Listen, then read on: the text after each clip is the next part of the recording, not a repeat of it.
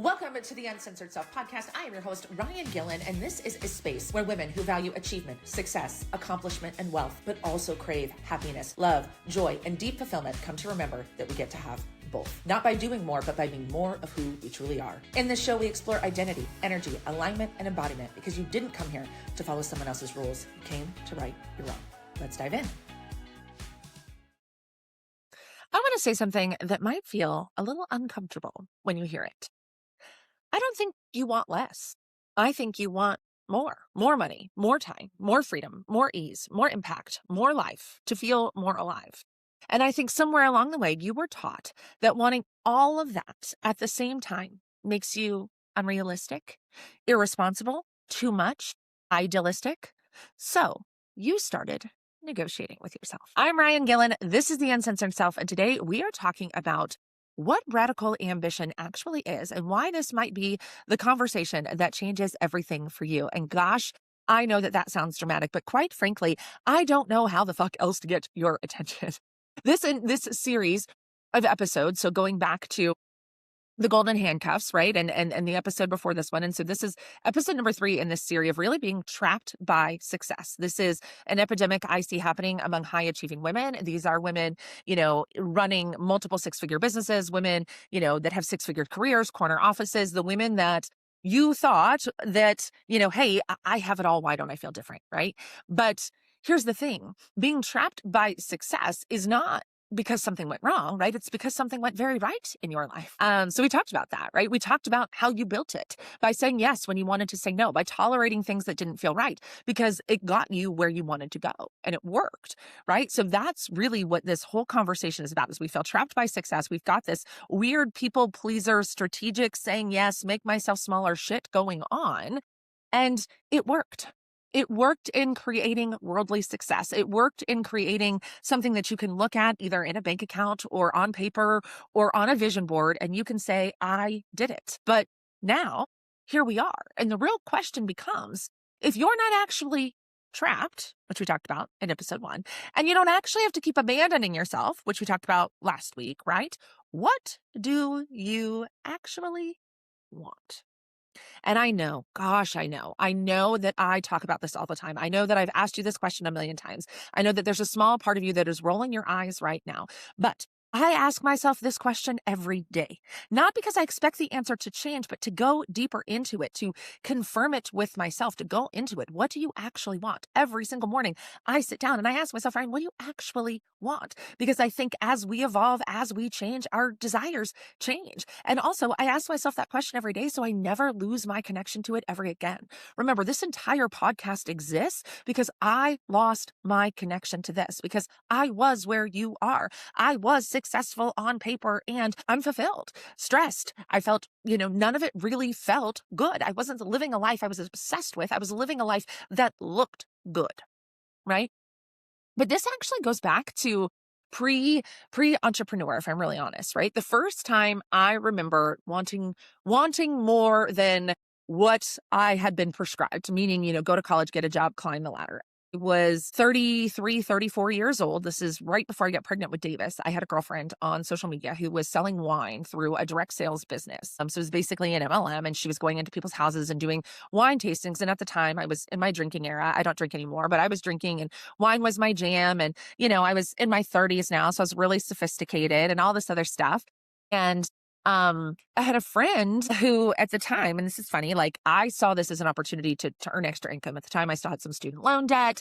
And, my now ex-husband and I were talking about starting a family, and everything I'd heard about having babies is they were expensive. And quite frankly, if I'm honest, looking back, I can see I was kind of bored. Like I was just kind of bored with my life at the time. It was very status quo.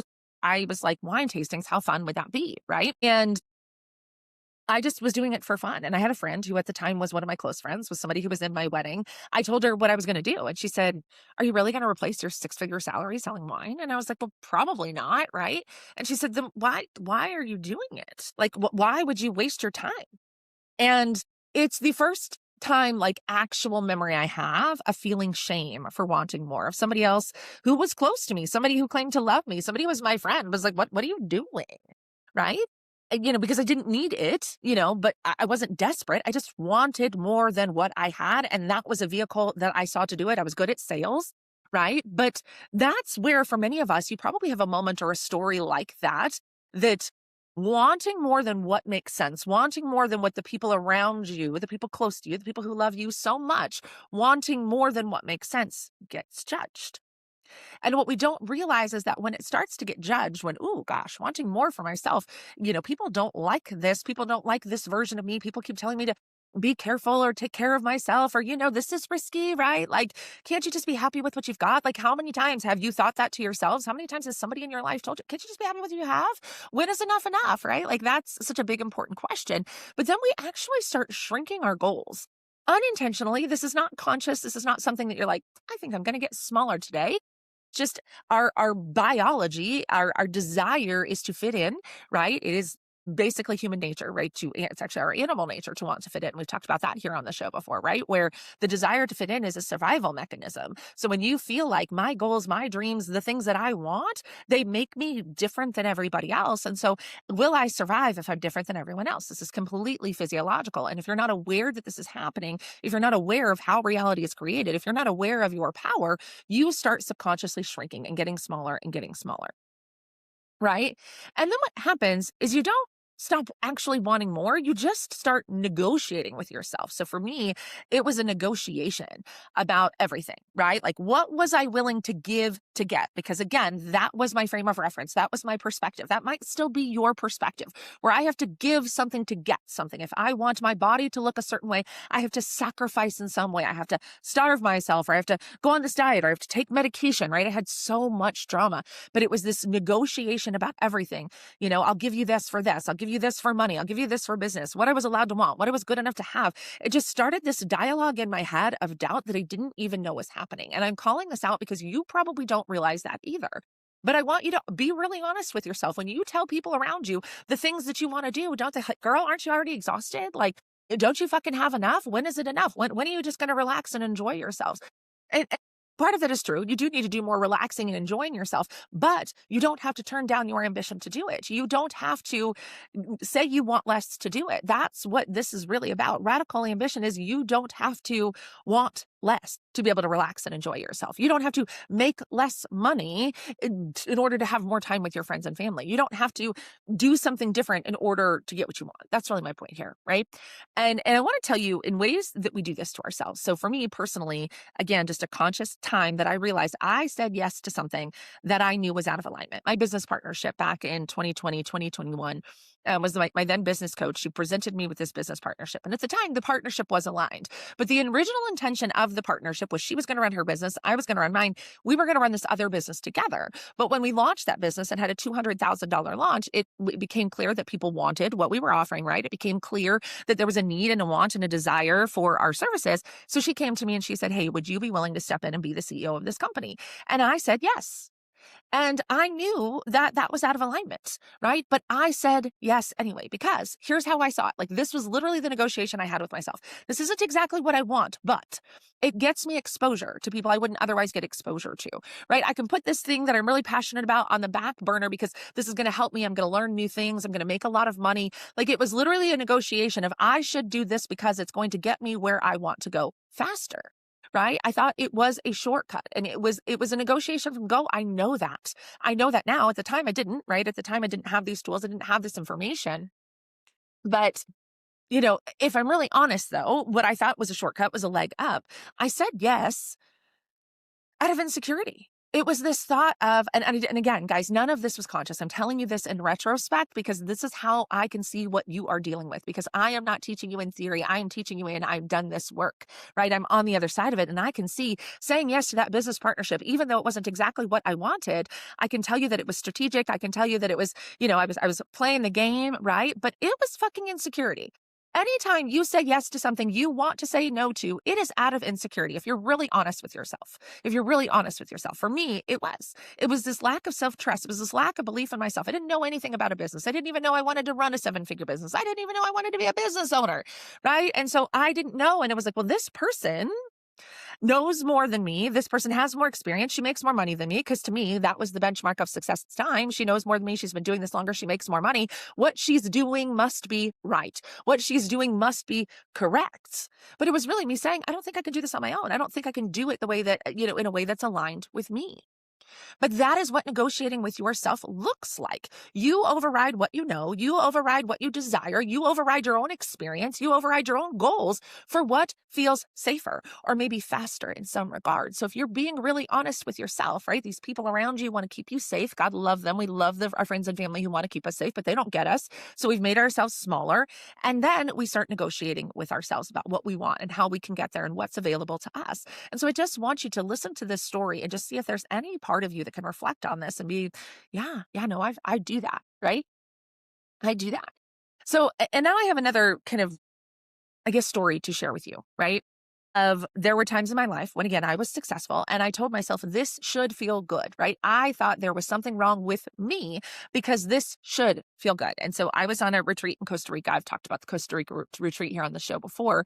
But I was in a retreat in Costa Rica on the beach, early mornings, because I'm an early riser and I love mornings. And you guys know that about me too. So I'm sitting on the beach and it's just beautiful. Like I can picture it in my head. Like I close my eyes right now and talk to you. I can see it. I can see it. And I can also feel the pit. And it's like somewhere between my heart and my gut where it was just like, when is it ever going to be enough? Like, what am I doing here?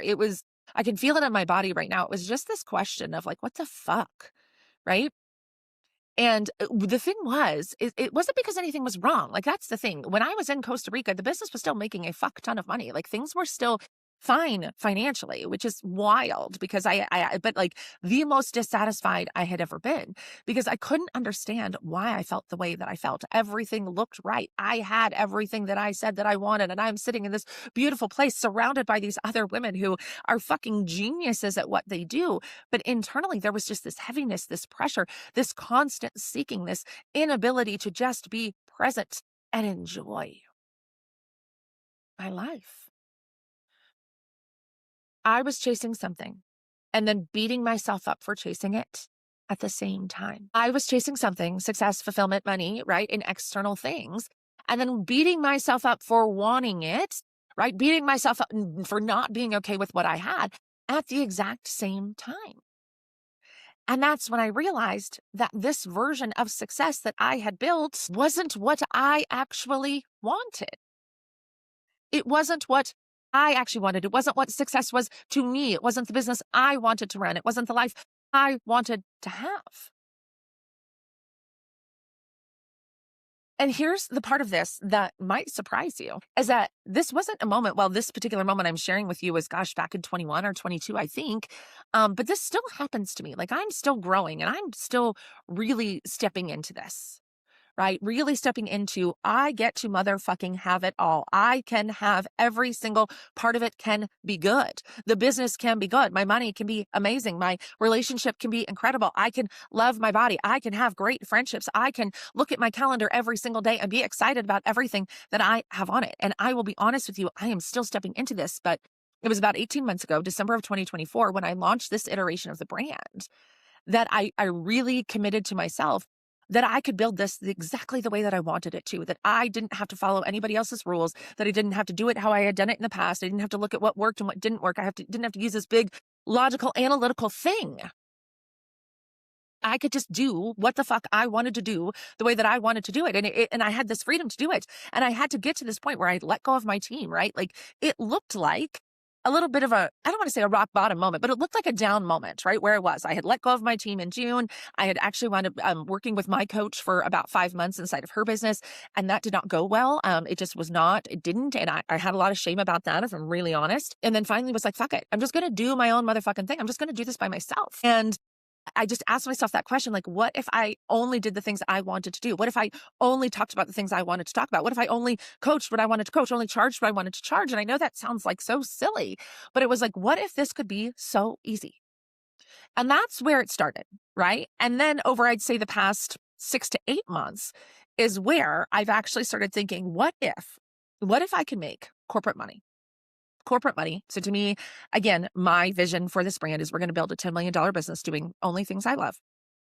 But to me, because again, the old identity, the old story, told myself I didn't want the $10 million business, right? This is where we negotiate and we play small because a $10 million business was big and heavy and hard and has all these employees and the legalities and logistics and the tech and the legal and oof, right? Like again, I was running a $1.2 million business and it felt like the weight of the world was on my shoulders, right? Multiply that by 10. No, thank you. Right? So, but now I'm really getting into this. Like, what if it could be easy? What if I get to both? What if I can run this $10 million company and do only things that I love? And so that's what I've been playing with over the last 6 to 8 months out loud when I don't have any proof that it's actually going to fucking happen other than my own radical ambition. This is radical ambition. And if I'm being really honest with you, the scariest part about wanting it all isn't the wanting. I think, again, whether you admit it to yourself or not, you are very clear on what you want. You just keep turning yourself down, right? But the scariest part of wanting it all, it's actually not failing. It's not getting it. I don't think so, right? For me, I thought that was my problem. I was afraid of not getting it. I didn't want to say out loud that I wanted a $10 million business because, oh my God, what if I didn't get it? I thought that's what the fear was. But what I've learned and what I'm constantly coaching my clients on, it's this. If I actually have it all, if this actually fucking works, if it's actually easy, if the money just flies in, if there's a line wrapped around the box, this business is booming all the time, people are reaching out to me every single day to work with me, if this thing blows the fuck up, who do I become? Because we judge those people. We call people whose lives are easy, who things come easily and naturally to them, we call them entitled. We tell snarky stories about straight A students who are just little Miss Goody Two Shoes who suck up to everybody. The person who just gets everything right, like every movie and every book is about the perfect person who has their shit together, right? We say they got lucky. We say, oh, it's just because their parents had money or this had money, and we resent them. For me, the fear was, if I actually have it all, if I actually pull this fucking thing off, I become more unrelatable than I already am. I become more unrelatable than I already am. You and me both, we are the smartest person in most of the rooms that we sit in. We are the most successful person in most of the rooms that we sit in, right? We already feel a little like just a little out of touch. And then we go on to say, but I want more. Having what I have already makes me a little out of touch, but I want more because I want it fucking all. I want the material things, but I want to do it the way I want to do it. I want to achieve what I want to achieve it, but I want to do it on my terms. I want to make the amount of money I want to make, but I only want to do it doing the things I want to do. How fucking unrelatable are we at that point? But as with everything that I teach you, everything I share with you, radical ambition isn't about doing more. It's certainly not fuck about chasing more because you've done enough chasing. It is the decision. It's the decision that you don't have to choose. Radical ambition is deciding that I will not choose between having it all and being happy. I will not choose between a fuck ton of money and doing work I love. I will not choose between a career I enjoy and spending time with my family. I don't have to choose. That is radical ambition. Because if you don't know this about me, I'm kind of a nerd when it comes to words. And so I like to look them up and look at them. And the word radical literally means non-traditional, right? Radical ambition is non-traditional, or radical is non-traditional and ambition is drive, right? This is a non-traditional drive. This is a drive that most people don't talk about. This is a drive that we don't talk about because if we talked about it, we would be considered out of touch and privileged and entitled and wanting more than our fair share. Because you already have more than your fair share and you feel like it's not enough and then you feel guilty for it. So radical ambition, this conversation that we're having, this workshop that I'm hosting, it's not about doing more. It's not about chasing more. It's the decision that you don't fucking have to choose, that you get to have it all, that the golden handcuffs are not real, that you do not have to people please your way into millions if that's your jam. Your life, you are the author of it. You are the creator of it. This is why I am obsessed with energy and identity. Because when you become the woman who gets to fucking have it all, who feels safe having it all, who is okay with the idea that it is possible that there are some people who are not okay with this. It is possible that I'm going to have to lose, that I'm going to lose some people, some things, some beliefs that are important to me right now in order to become this next level version of myself. That's terrifying. I know that. And that's why this conversation is so important. Because you already know if this is you. if radical ambition applies to you, if this story applies to you. You don't need more information. You know that. You don't need another strategy. You certainly fucking know that. You need to make a decision. If you're done negotiating with yourself, if you're done saying, I will give this in order to get that. Radical ambition is the room where that decision happens. But better than just being the room where that decision happens, you're going to be surrounded by other people who are also making that decision. That is something, again, that I'm realizing in my own journey, is that this journey can feel very lonely. Being the most successful person in the room, being the smartest person in the room, being the person that everybody comes to solve all their problems and fix things is a little bit of a lonely place, because where do you fall apart, right? Where do you get challenged? Where do you grow? Where do you get better? So not only are we going to make some fucking decisions about who you are and what you want, you're going to get to do it being surrounded by other women who value this same exact thing. And if that doesn't set your soul on fire, I don't know what it is. So it's May 6th. I want you to be there. Okay. It's noon to 2 Central, 1 to 3 Eastern. It's completely free. When you register, there's actually going to be an invitation to take the work a little bit deeper. There's a 14-day sprint that we're going to do after the workshop. The reason I'm calling it a workshop instead of a masterclass is because there's going to be a lot of reflection and discussion. So I'm not just teaching at you. This is a two-way dialogue. So I want you to come prepared to talk, to ask questions, to be open, to be vulnerable, because that's a big part of this work, right? But after you register for the free part, you're going to be invited to an opportunity to take the work deeper and spend 2 weeks with me every single day in less than 20 minutes a day, really anchoring into this identity, really anchoring into this idea that you get to fucking have it all, that radical ambition is just who the fuck you are, and that you are going to break through all of those limiting beliefs and those identities and those stories and those illusions of lack and limitation, and build a life that you are fucking obsessed with. Even if you don't know what that feels like yet, even if the words sound crazy, but the energy resonates, I need you to be there. Okay. And bonus, if you bring a friend, because growing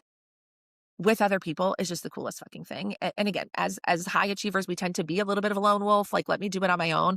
But I have found so much more fulfillment in having other friends, other people who are doing this work. So bring a friend if you can. Share this invitation with somebody who you know needs it. And I can't wait to spend 2 hours in a room with you, live dialogue. I'm not just in your earbuds anymore. We're going to have a conversation, and we're going to change your fucking life. I'll see you there. Thanks so much for tuning in to the Uncensored Self podcast. If this conversation cracked something open for you, trust that that's the work. And share this episode with a woman in your life who's ready to stop performing and start creating. And if you haven't already, hit subscribe, leave a review. It helps this message reach the women who need it most. Remember, you're the creator. The rules are yours. And your uncensored self, she already knows what to do. Keep leading, keep listening, keep becoming.